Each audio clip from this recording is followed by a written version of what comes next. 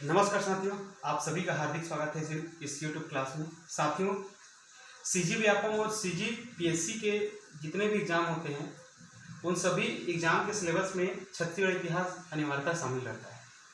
साथियों, छत्तीसगढ़ के इतिहास के अंतर्गत ही हम छत्तीसगढ़ में हुए जनजाति विद्रोह को पढ़ते हैं और हमेशा से इससे एक प्रश्न आता है। ठीक है, तो कभी कभी इन विद्रोहों को कालक्रम अनुसार जमाइए बोलता है, कभी कभी वर्ष के अनुसार जमाइए बोलता है, कभी शासक के नाम पूछ देते हैं, कभी कारण पे जाते हैं और कभी कभी उसकी लीडरशिप नेतृत्व पे प्रश्न आते हैं। ठीक है, परिणाम मेंस की दृष्टि से बहुत ज़्यादा इंपॉर्टेंट है। हम ऐसा पढ़ेंगे कि प्री और मेंस दोनों इसमें कवर हो जाए और इसमें जो रिमार्क है, विशेष है, वो भी हमारे लिए महत्वपूर्ण होते हैं। ठीक है, तो हमेशा से ही एक प्रश्न रहा है जनजाति विद्रोह से और हमेशा से ही ये जो एग्जामिनर है उसके दृष्टिकोण में रहता है। तो साथियों, सबसे पहले छत्तीसगढ़ में हुए जनजाति विद्रोह को हम ट्रिक के माध्यम से पढ़ने की कोशिश करते हैं और इस वीडियो को देखने के बाद मैं दावा करता हूं कि आप जनजाति विद्रोह आपको क्रम के हिसाब से कभी आपको कंफ्यूजन नहीं होगा। क्रम के लिए आप निश्चिंत हो जाइए, क्रम आप चुटकी में याद कर लेंगे। ठीक है, तो सबसे पहले हमें इनको एक कालक्रम अनुसार जो व्यवस्थित कर लेते हैं, फिर हम उनके बारे में डिटेल से देखेंगे। ठीक है, तो सबसे पहले आइए इस ट्रिक को आप दोहराना है मन में और निश्चित रूप से आपको भी याद हो जाएगा। हर भोर पर ताला तारा तारा मैली हो जाती है, कोई मुझे बताए। ठीक है, बहुत ही आसान पंक्ति है। ठीक है, तो आपको भी इसको 2 बार दोहराना है। हर भोर पर तारा मैली हो जाती है, कोई मुझे बताए। ठीक है, तो इनमें से ये दोनों हो जाती है और ये बताए, ये दोनों के दोनों साइलेंट है। क्लियर है, साइलेंट है, अर्थात इनका हमारे ट्रिक में कोई भी उपयोग नहीं है। ठीक है, तो सबसे पहले हर भोर पर तारा मैली हो जाती है, कोई मुझे बताए। हर मॉर्निंग में कभी कभी आप लोगों ने देखा होगा, जैसे रात रहते तारे टिमटिमाते हैं लेकिन सुबह होते ही सारे गायब हो जाते हैं। तो मैली हो जाना मतलब गायब होने से ही तात्पर्य है। ठीक है, कोई मुझे बताए। हर से याद रखना है हलवा विद्रोह। हलवा विद्रोह याद रखना है छत्तीसगढ़ का प्रथम आदिवासी विद्रोह 1774 ईस्वी से 1770 ईस्वी तक चलता है। याद रखना, हलवा विद्रोह। कारण यह है कि इसमें हलवा आदिवासियों के द्वारा योगदान रहता है, आदिवासियों का योगदान रहता है। अजमेर सिंह के नेतृत्व में होगा, आगे बताऊंगा। और हलवा क्रांति का जो पहला मसीहा बोलेंगे अजमेर सिंह को। एक्चुअल में रहता है सत्ता का संघर्ष रहता है अपने भाई के साथ, लेकिन ये हलवाओं के अधिकार से भी जुड़ता है ये विद्रोह। इसलिए इस अजमेर सिंह को हम बताएं, आगे सीखेंगे कि किस प्रकार इनको हलवा क्रांति का पहला मसीहा अजमेर सिंह को कहते हैं। ठीक है, भोर से याद रखना भोपालपत्तनम का संघर्ष। भोपालपत्तनम है ना, भोपालपत्तनम बीजापुर में है, याद होगा। ठीक है, खनिज की दृष्टि से कोरंडम पाया जाता है भोपालपट्टनम में, इंद्रावती की जस्ट नीचे में है। ठीक है, तो ये कोई विद्रोह नहीं था, ये एक प्रकार से संघर्ष था। ठीक है, लेकिन चूंकि ट्रिक में है और आदिवासियों द्वारा ही इसको संघर्ष किया गया है, इसी नाम से हमने इसको जोड़ा है, भोपालपत्तनम का संघर्ष। ठीक है, भोपालपत्तनम का संघर्ष 1795 ईस्वी में होता है और इसका उद्देश्य था, जो कैप्टन ब्लंट उत्तर छत्तीसगढ़ में आया रहता है, वो दक्षिण छत्तीसगढ़ जाना चाहता है इंद्रावती नदी पार करके। ठीक है, इंद्रावती नदी पार करके जस्ट नीचे में भोपालपत्तनम है। तो गोंडों के द्वारा, बस्तर के गोंडों के द्वारा उस विद्रोह का नेतृत्व किया जाता है। कोई भी सर्वमान्य नेता नहीं रहता है, पूरे समूह के द्वारा नेतृत्व किया जाता है और कैप्टन ब्लंट को इंद्रावती नदी पार करने से रोक दिया जाता है। ठीक है, और उसके बाद प से परलकोट याद रखना है। परलकोट है ना, परलकोट परगना में भी विद्रोह हुआ था। पर से परलकोट। ठीक, 1824 में याद रखना। तारा से तारापुर है ना, तारापुर परगने में भी लगान वृद्धि के कारण और वहां के जो कालीन दीवान थे जगबंधु, उसके शोषण के कारण, ठीक है, तारापुर में विद्रोह देखने को मिलता है इसके नेता थे दलगंजन सिंह, दलगंजन सिंह है ना। तारापुर विद्रोह के नेता कौन थे? दलगंजन सिंह। आगे देखेंगे। में से याद रखना मेरिया, मेरिया, मेरिया, मेरिया। बस्तर में जो दंतेश्वरी मंदिर है दंतेवाड़ा में, वहां पे नरबलि प्रथा प्रचलित थी उस समय। ठीक है, तो नरबलि प्रथा को जैसे अंग्रेज लोग आएंगे क्या करेंगे, चूंकि एक सामाजिक कुरीति है इसलिए अंग्रेज लोग उसमें क्या करेंगे, लगाम लगाएंगे। ठीक है, नरबलि प्रथा पर रोक लगाते इसी नाम से मेरे विद्रोह होता है। ठीक है, आगे बढ़ेंगे उसके बारे में। ली से लिंगागिरी, लिंगागिरी विद्रोह 1854 में जब, ठीक है, पूरे ब्रिटिश जो छत्तीसगढ़ है ब्रिटिश साम्राज्य का हिस्सा बन जाता, जानते हो ना, 1854 में पूरे ब्रिटिश प्रांत को नागपुर है ना, नागपुर ब्रिटिश शासन के अंतर्गत मिला देते हैं, मालूम ही होगा। तो उसके बाद जो यहाँ पे विद्रोह देखने को मिलता है, लिंगागिरी विद्रोह 1857 के आसपास की घटना है, याद रखना है। ठीक है, उसके बाद ली से लिंगागिरी हो जाती है, साइलेंट है, कोई मतलब नहीं इसका। उसके बाद कोई मुझे बताए, कोई से याद रखना है, कोई विद्रोह। और कोई विद्रोह प्रकृति संरक्षण के लिए इस एक प्रकार से अनोखा विद्रोह था, याद रखना। अंग्रेजों ने क्या किया था, ठेकेदारी प्रथा के तहत बस्तर क्षेत्र में साल वन कटाई के लिए ठेकेदारी प्रथा के तहत ठेका दे दिया गया था अंग्रेजों के द्वारा। और चूंकि आदिवासी लोग हमेशा से ही प्रकृति प्रेमी रहे हैं, है ना, और हमेशा से ही पेड़ों की पूजा की है उन्होंने, तो इसके खिलाफ, इस प्रथा के खिलाफ नागुल तोरला, याद रखना, नागुल तोरला के नेतृत्व में एक विद्रोह होता है जिसे कोई विद्रोह कहते हैं। ठीक, कोई का तात्पर्य ही है वन में रहने वाले आदिवासी। ठीक, मुंह से याद रखना है मुरिया, मुरिया क्या याद रखना है, मुरिया या मुड़िया भी बोलते हैं, मुड़िया विद्रोह। ठीक है, इसके बाद नंबर आता है। ठीक, जैसे आप लिस्ट में देख सकते हैं 1876 में हुआ था, ये 1859 में हुआ था, लिंगागिरी 1856-57 में हुआ था। ठीक, और मेरिया विद्रोह याद रखना, मेरिया विद्रोह 1842 से लेकर के 63 तक, सबसे ज्यादा लंबा समय तक अगर कोई विद्रोह चला है छत्तीसगढ़ में तो मेरिया, नरबलि को रोकने के लिए दंतेश्वरी मंदिर में अंग्रेजों ने अपनी पूरी सेना की टुकड़ी तैनात कर दी। ठीक है, इसी नाम से मेरे विद्रोह बहुत लंबे समय तक चला। कोई हो गया, कोई विद्रोह हो गया, मुंह से मुरिया। अब झा का कोई मतलब नहीं, लेकिन आप इससे रिलेट कर सकते हैं। मुरिया में झाड़ा सिन्हा नाम का आदिवासी नेतृत्व करता है, याद रखना। मुरिया में कौन लीडरशिप किए थे, झाड़ा सिन्हा, झाड़ा सिन्हा याद रखना, झाड़ा सिन्हा। ठीक, तो आखिरी में स्ट्रिक में जो कवर नहीं हुआ उसको याद रखना है आपको, भूमकाल विद्रोह। भूमकाल विद्रोह चूंकि सबसे आखिरी समय में हुआ था, याद रखिएगा, 1910 में हुआ था, 10 ईस्वी में भूमकाल विद्रोह। ठीक, वीर गुंडाधुर के नाम आपने सुना ही होगा। ठीक है, ये इसके नेता थे। क्लियर है, तो आपको दो ही लाइन इसमें याद रखनी है कि हर भोर पर तारा मैली हो जाती है, कोई मुझे पता है। ह से हलवा, भो से गोपालपट्टनम, प से परलपुर, ता से तारापुर, में से मेरिया, ली से लिंगागिरी, को से कोई, मुंह से मुरिया और झ से झाड़ा सिन्हा उसके लीडर थे, याद रखना है। ठीक है, चलिए अब हमने तो कालक्रम अनुसार जमा लिया इसे। ठीक है, अब मेंस के पॉइंट ऑफ व्यू से जब कभी भी छत्तीसगढ़ में जनजाति विद्रोह को समझाई करके प्रश्न आ गया तो सबसे पहले आपको कारण ढूंढना होगा। क्या कारण है आदिवासी विद्रोह के? कारण प्रमुख घटना और तीसरा उसका प्रभाव। कोई भी विद्रोह होता है उसका प्रभाव जरूर लिखना है। ठीक है, क्लियर है, कोई भी घटना हो उसका प्रभाव हमको लिखने आने चाहिए। तो कारण में देखेंगे, आप जानते ही हैं कि आदिवासी हमेशा से ही स्वतंत्रता प्रिय रहे हैं। आप कभी भी आदिवासी को इतिहास उठा लीजिए, हमेशा से ही ये समाज की जो मुख्य धारा से दूर, ठीक है, जो पारंपरिक जीवन जीना ही ये पसंद करते हैं।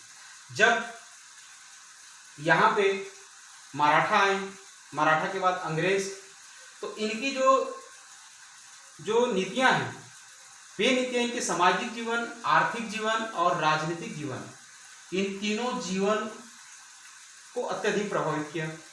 ठीक है, सामाजिक जीवन, राजनीतिक जीवन और सांस्कृतिक जीवन, तीनों जीवन में इन्होंने हस्तक्षेप किया, ये समझ सकते हैं। ठीक है, इन सब के परिणाम स्वरूप ही छत्तीसगढ़ में हमें आदिवासी विद्रोह दिखाई पड़ते हैं।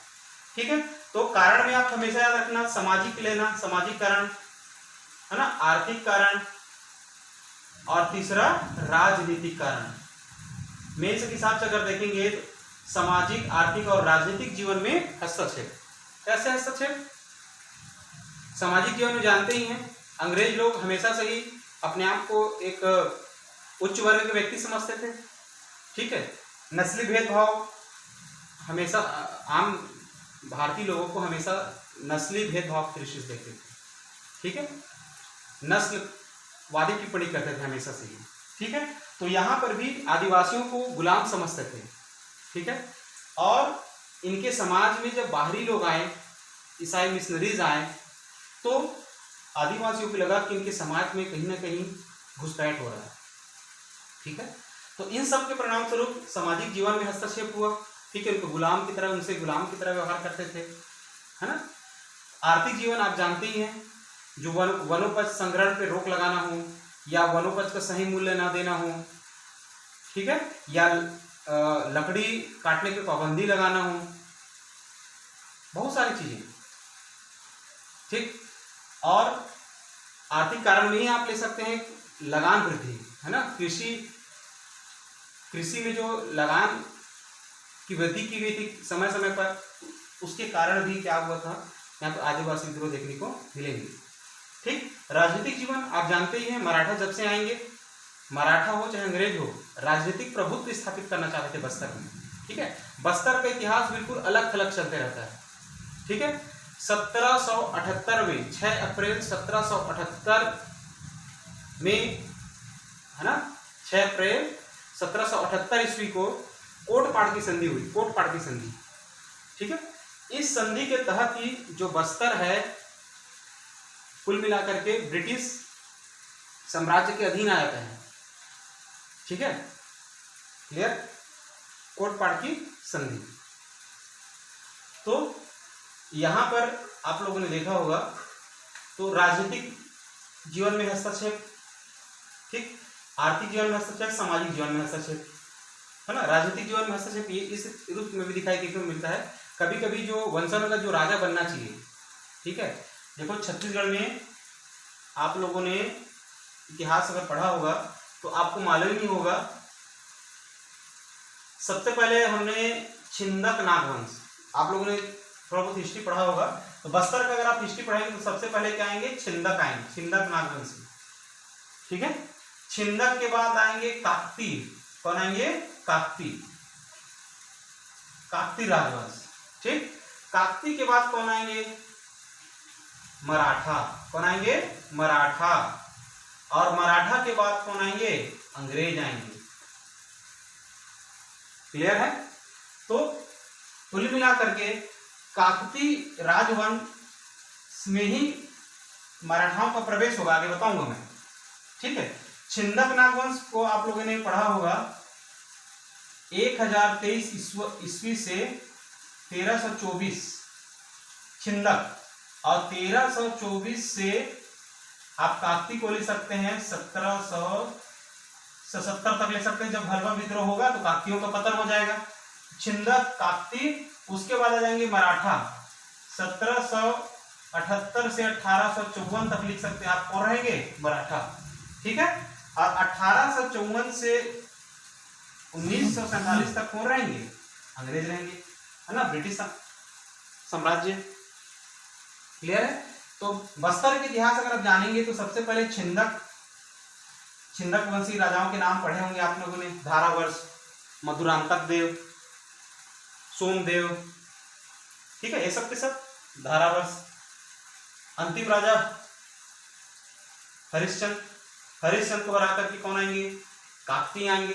अन्नम देव पढ़े होंगे ना, अन्नम देव, हमीर देव, है ना, ये सब के सब। पुरुषोत्तम देव के बाद जो प्रतापी राजा होंगे दलपत के बाद उनके बेटे होंगे अजमेर का भाई दरियादेव, है ना, दरियादेव के बाद महिपाल देव, भोपाल देव, भैरम देव, रुद्र प्रताप देव। तो रुद्र प्रताप देव के शासनकाल में जब आखिरी में जाएंगे तो क्या होगा, भूमकाल विद्रोह होगा। ठीक है, तो प्रॉब्लम कहां से चालू होती है, जनजाति विद्रोह कहां से चालू होती है, ये बताने की कोशिश कर रहा हूं मैं आपको। ठीक है, प्रॉब्लम जो चालू होता है, याद रखिएगा, छिंदक वंशों से भी कोई प्रॉब्लम नहीं था छत्तीसगढ़ के लोगों को। काकतियों में जब, याद रखिएगा, काकतियों में याद रखना, जो अन्नमदेव तो संस्थापक थे, अन्नमदेव। ठीक है, अन्नमदेव के बाद पुरुषोत्तम देव, जानते हो गोंचा पर्व की शुरुआत करने वाले पुरुषोत्तम चौथे नंबर के थे। ठीक है, अन्नम चौथे में, पुरुषोत्तम। उसके बाद कुछ राजाओं के बाद में सीधा आता हूं दलपत, है ना। दलपत के दो बेटे कौन कौन हुए, अजमेर हुए वास्तविक उत्तराधिकारी, और इसका जो सौतेला भाई बोल सकते हैं, या फिर जो हलवा विद्रोह में अजमेर सिंह का दमन करेगा, हाँ, अंग्रेजों और मराठाओं के साथ मिलकर। तो दल आज दरिया में ही महिपाल देव, याद रखिएगा, मैं ट्रिक बनाया था, दल आज दरिया में ही भूख मिटाएगा, भूपाल देव, है ना, और भैरम देव, और उसके बाद रुद्र प्रताप। आपको अगर अच्छे से कॉन्सेप्ट क्लियर कर रहे हैं छत्तीसगढ़ में जनजाति विद्रोह हुए तो हुए क्यों, तो सबसे पहले आपको काकतीय राजवंश के इतिहास में जाना पड़ेगा। क्लियर है, काकतियों तक आपको पहुंचना ही पड़ेगा, तब आपको क्लियर होगा। ओके, ठीक है। तो दल आज दरिया में ही भूख मिटाएगा। मैं ऐसी ट्रिक बनाता हूं, आप भी कुछ भी ट्रिक बनाइए और याद करिए। ठीक है, तो दलपत के दो बेटे हुए, अजमेर और दरिया, और दरिया के बाद महिपाल के बाद भोपाल के बाद भैरम के बाद क्या आएगा, रुद्र प्रताप आएगा। क्लियर है। अब देखिए जरा, अब प्रॉब्लम कहां से प्रारंभ होती है, दलपत देव के आते आते, ये बता रहा हूं मैं आपको, दलपत के बाद वास्तविक उत्तराधिकारी अजमेर सिंह था, लेकिन उसका जो सौतेला भाई है समझिए, या फिर दूसरे रानी के जो पुत्र हुए थे, वे इस जो अजमेर सिंह की सत्ता को हथियाना चाहते थे, तो बस्तर की सत्ता को हथियाना चाहते थे। ठीक है, यहीं से अब क्या होगा, अजमेर सिंह उत्तराधिकारी बना। अजमेर सिंह के बाद उसका भाई दरिया देव अपने भाई के विरुद्ध, याद रखना, अपने भाई के विरुद्ध मराठा अंग्रेज, किनका मदद लेंगे, मराठा और अंग्रेजों के मदद से, ठीक है, अपने ही भाई यानी अजमेर सिंह को क्या करेंगे, सत्ता से क्या करेंगे, बर्खास्त, मतलब हटाएंगे, ये समझिए। ठीक है, अजमेर सिंह की हत्या कर दी जाएगी। ठीक, तो इसमें विलन कौन था, आपको क्या याद रखना है, उस तत्कालीन समय में अजमेर सिंह के बाद जो आए दरिया देव, इनका ये भाई था, अजमेर का ही भाई कौन था, दरिया देव था। अपने ही भाई के विरुद्ध सत्ता के संघर्ष में, ठीक है, अंग्रेज और मराठाओं के साथ मिल करके अपने ही भाई को क्या करेंगे, युद्ध में परास्त कर देंगे। और दरिया देव ने ही बिंबाजी भोसले के साथ, याद रखिएगा, दरिया देव ने ही बिंबाजी भोसले के साथ कोटपाड़ की संधि की, कोटपाड़, और ये संधि हुई थी 6 अप्रैल 1778। क्लियर है। इस संधि से, याद रखिएगा, इस संधि से जो समूचे बस्तर रियासत है ना, मराठाओं के अधीन हो जाता है, याद रखना, मराठाओं के अधीन हो जाता है। ठीक है, उस समय मराठा कहां से शासन करते थे, नागपुर में शासन करते थे। ठीक, तो नागपुर के अंतर्गत ही इस संधि के माध्यम से बस्तर जो अलग थलग चलते रहता है, इस संधि के बाद से ही, है ना, ये भी कुल मिलाकर के नागपुर से कंट्रोल होने लगेगा, कौन, बस्तर रियासत। क्लियर है। अब देखिए दरिया देव,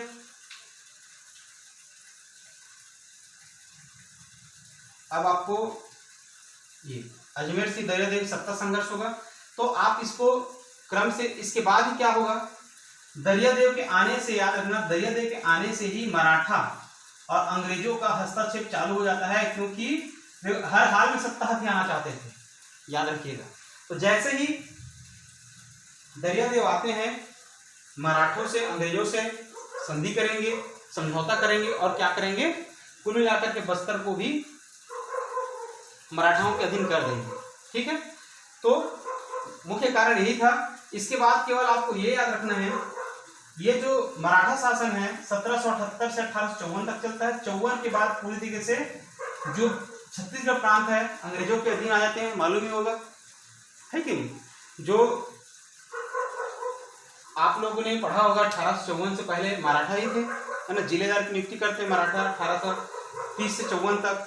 उसके बाद है ना डलहौजी की हड़प नीति के तहत, क्लियर है, छत्तीसगढ़ भी अंग्रेजों के अधीन आता है। प्रत्यक्ष रूप से कब आते हैं, डायरेक्ट रूप से 1854 में। तो 1854 का भी इतिहास यहां से यहां तक आपको याद रखना है।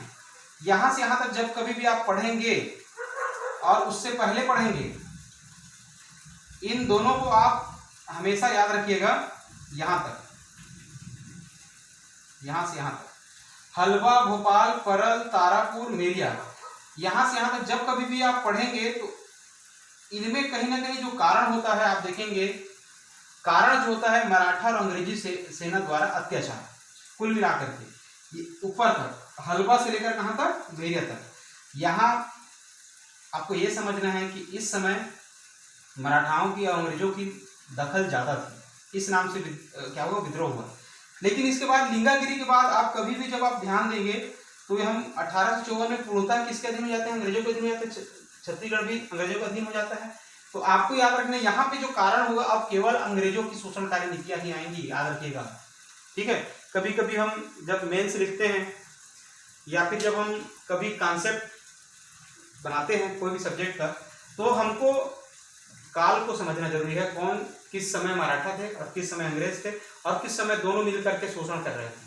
ठीक है, तो लिंगागिरी के बाद पूर्णतः अंग्रेज, और उसके पहले आप मान सकते हैं कि मराठा और अंग्रेजों की शोषणकारी नीतियां। क्लियर है, तो ये याद रखना है, समझ में आएगा। तो सामाजिक जीवन, आर्थिक जीवन और राजनीतिक जीवन में हस्तक्षेप समझिए, और सांस्कृतिक भी लिख सकते हैं ना, सांस्कृतिक। सांस्कृतिक इसलिए क्योंकि कभी जब मदिरे बनाने की बात आई, घरेलू मदिरे पर पाबंदी लगा दी गई थी, है ना। आप जानते हैं कि आदिवासी जीवन में मदिरा का विशेष महत्व है। ठीक है, नरबलि प्रथा एक कुल मिलाकर संस्कृति का हिस्सा था, ये भी इस पर भी रोक लगा दी गई थी अंग्रेजों के द्वारा। तो सांस्कृतिक जीवन, सामाजिक, आर्थिक, राजनीतिक, सांस्कृतिक जीवन पर हस्तक्षेप। और मेंस में प्रमुख घटनाओं को आपको ऐसे लिखना पड़ेगा, ये ट्रिक याद रहेगा तो आप लिख लीजिए। प्रभाव हमको याद रखना है, कोई भी विद्रोह हुआ तो आप लोगों ने देखा होगा कि हमेशा से ही जब हमने मराठाओं के विरुद्ध लड़ा, अंग्रेजों के विरुद्ध लड़ा, तो हमेशा से ही कोई भी विद्रोह में जो नायक शहीद होंगे तो कुल मिलाकर के देश को मर मिटने का भी संदेश देंगे। ठीक है, अंग्रेजों के खिलाफ आवाज उठाने की क्षमता विकसित होगी आदिवासियों की मध्य भी, याद रखिएगा। ठीक है, और पूरी भूमि को कपा देने वाला विद्रोह भी आपको देखने को मिलेगा, जो भूमकाल विद्रोह के नाम से जाना जाता है। ठीक है, तो ये कुल मिलाकर के ये सब, ये क्या था, ये छोटे छोटे विद्रोह कहीं ना कहीं हमें एकजुट किए और राष्ट्रीयता के संचार में भी बहुत बड़ा योगदान दिए। ठीक है, तो राष्ट्रीयता के संचार में देश के लिए मर मिटने के लिए जो इन्होंने संदेश दिया वो बहुत आगे काम आया। कई लोग यहाँ पे देखना आगे शहीद होंगे। ठीक है, तो प्रभाव आप हमेशा लिख सकते हैं राष्ट्रीयता के संचार में, है ना, राष्ट्रीयता के संचार में, एकता और अखंडता बनाए रखने के लिए, ये सब के सब, इन सब विद्रोहों का क्या है, ये अपना महत्व राष्ट्रीयता के संचार में। ठीक है, चलिए अब इन विद्रोहों को क्रम से देख लीजिए एक एक बार। ठीक, हलवा विद्रोह 1774-1777, शासक कौन थे, अजमेर से, बताया ना, दलपत का बेटा था। कारण था अजमेर से दरियादेव के बीच सत्ता का संघर्ष। इसके जो नेतृत्व करने वाले थे अजमेर सिंह थे। परिणाम क्या हुआ, अंग्रेजों और मराठों के द्वारा दमन कर दिया गया। याद रखना, अजमेर सिंह भी मारा जाएगा। और विशेष क्या हुआ, कोर्ट पार्टी संधि हुआ, दरियादेव, त्र्यंबक अभिराव, बिंबाजी भोसले और दरियादेव के बीच में यह संधि हुई थी। ठीक है, त्र्यंबक अभिराव बिंबाजी की तरफ से गए थे।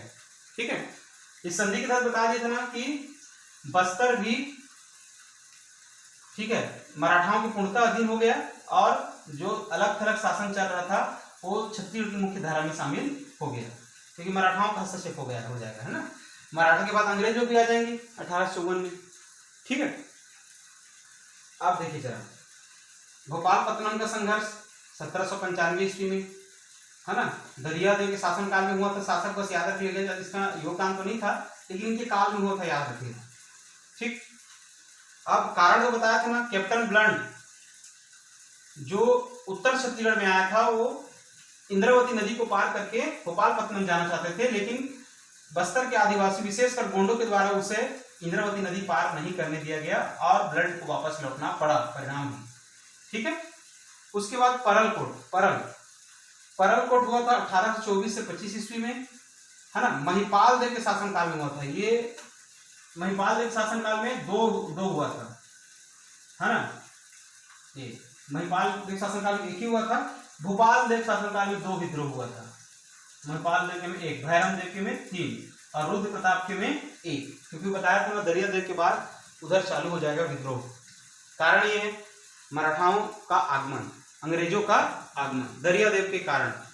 ठीक है, परलकोट विद्रोह, महिपाल देव थे शासक उस समय, बस्तर के काकती वंश के शासक थे। मराठा और अंग्रेजी सेना द्वारा शोषण किया जाना, इसके जो लीडर तो कौन थे, गेनसी थे, गेनसी। ठीक है, गेनसी और कैप्टन पेवे द्वारा इस विद्रोह का दमन किया गया और गेनसी को 1825 में ही फांसी दे दी गई। इस प्रकार छत्तीसगढ़ में अगर प्रथम शहीद नाम अगर आ जाए, आदिवासी शहीद बोले या फिर प्रथम शहीद माना जाना उचित होगा कि इनको गेनसी को याद रखिएगा, गेनसी प्रथम शहीद। ठीक, आदिवासियों में तो प्रथम आएंगे ही आएंगे। ठीक है, तारापुर विद्रोह 1842 से 54 के बीच चला, याद रखना है। भोपाल देव शासक थे।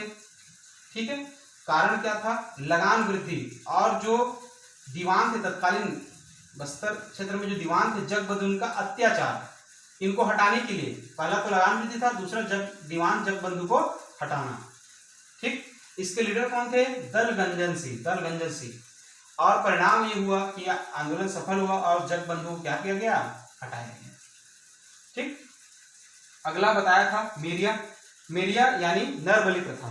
ठीक है, मेरिया यानी नरबलि प्रथा। बस्तर में जो दंतेश्वरी मंदिर है वहां पे नरबलि दी जाती थी, और जब अंग्रेजों का आगमन हुआ इस क्षेत्र में तो इन्होंने सामाजिक कुरीति माना और नरबलि प्रथा पर रोक लगा दी गई, सेना या टुकड़ी की तैनाती कर दी गई।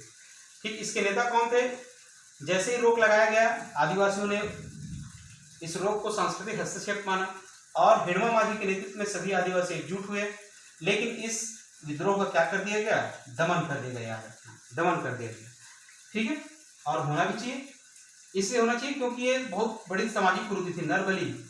ठीक है, लिंगागिरी विद्रोह।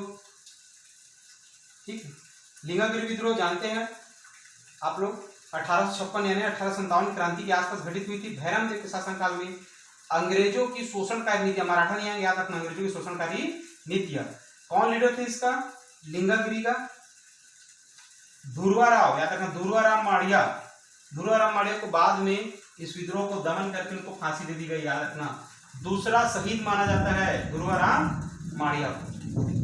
अगला कोई विद्रोह 1859 में, याद रखिएगा 1859 में भैरम देव के शासनकाल में अंग्रेजों ने ठेकेदारी प्रथा के तहत साल वृक्ष कटाई के लिए ठेका पे दे दिया गया था, साल वृक्ष कटाई के लिए।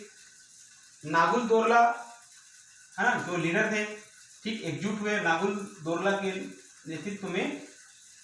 ठीक है, इस जो ठेकेदारी प्रथा का विरोध किया गया और बाद में अंग्रेजों ने ठेकेदारी प्रथा को क्या किया, समाप्त किया, क्योंकि आदिवासियों ने इस विद्रोह पे कहा था एक साल वृक्ष अगर काटे तो एक अंग्रेज, है ना, अधिकारी या कर्मचारियों को क्या काट देंगे, हम सर काट देंगे।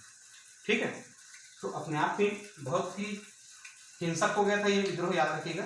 मुरिया विद्रोह 1876, भैरम देव, 3 भैरम देव हो गए लगातार, याद रखिएगा, है ना, भैरम देव। कारण वही अंग्रेजों की शोषणकारी नीति और दीवान जो गोपीनाथ, इनका अत्याचार यहाँ पे देखने को मिलता है। ठीक है, दीवान गोपीनाथ का अत्याचार। नेतृत्व कौन थे आदिवासी पर, लीडर कौन था, नेतृत्व किसके हाथ में था, झाड़ा सिन्हा के हाथ में, और मैक जॉर्ज द्वारा इसका दमन किया गया, याद रखना, दमन कर। परिणाम को याद रखिए क्या हुआ था। ठीक, मुरिया और मेरिया में कंफ्यूज मत होइएगा, मेरिया यानी नरबलि प्रथा और मुरिया यानी जनजाति है, याद रखिएगा। ठीक है। अब देखिए भूमकाल विद्रोह। भूमकाल विद्रोह 1910 में, और इन सभी विद्रोहों में आखिरी है, और याद रखिएगा भूमकाल का अर्थ होता है भूमि को कपा देने वाला विद्रोह। तो एक ऐसा विद्रोह हुआ था जिसमें कहा गया था कि बस्तर वासियों का है, ठीक है, बस्तर वासियों का है। किसमें कहा गया था? भूमकाल विद्रोह में, ठीक है। आप बोल सकते हो किनके शासनकाल में हुआ था? रुद्र प्रताप के शासनकाल में हुआ था। इनका कारण ये आप ले सकते हैं अंग्रेजों द्वारा शोषण, है ना, और जो आदिवासियों के जो राजा थे उस समय, कौन? सुवर्ण कुंवर का, हम देवी की उपेक्षा करना, उनके जो कार्यों में हस्तक्षेप करना है, शराब पर पाबंदी हो, चाहे वनोपज का सही मूल्य न देना हो, बेगारी प्रथा हो, हर तरीके से शोषण, ठीक है।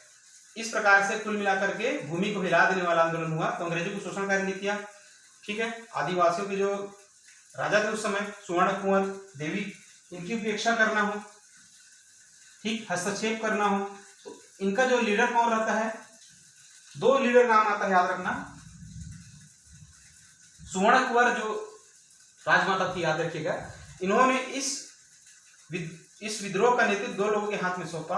पहला गुंडादुर, दूसरा लाल कालेंद्र सिंह, याद रखिएगा, लाल कालेंद्र सिंह। तो गुंडादुर को सर्वमान्य नेता माना जाता है, सबसे बड़ा नेता इसी नाम से इनका नाम है, ठीक। और इस विद्रोह का भी दमन किया गया, और इस विद्रोह में लाल मिर्च आम की टहनी प्रतीक के रूप में प्रयुक्त हुए, याद रखिएगा। तो साथियों, ये था छत्तीसगढ़ में हुए जनजाति विद्रोह। आप ट्रिक को याद करिएगा। सबसे पहले तो काम यही करिए, हर भोर पर तारा मेले हो जाती है, कोई मुझे बताए। क्लियर है? डेट याद करने की कोशिश करिए। शासक को मैं बता ही दिया।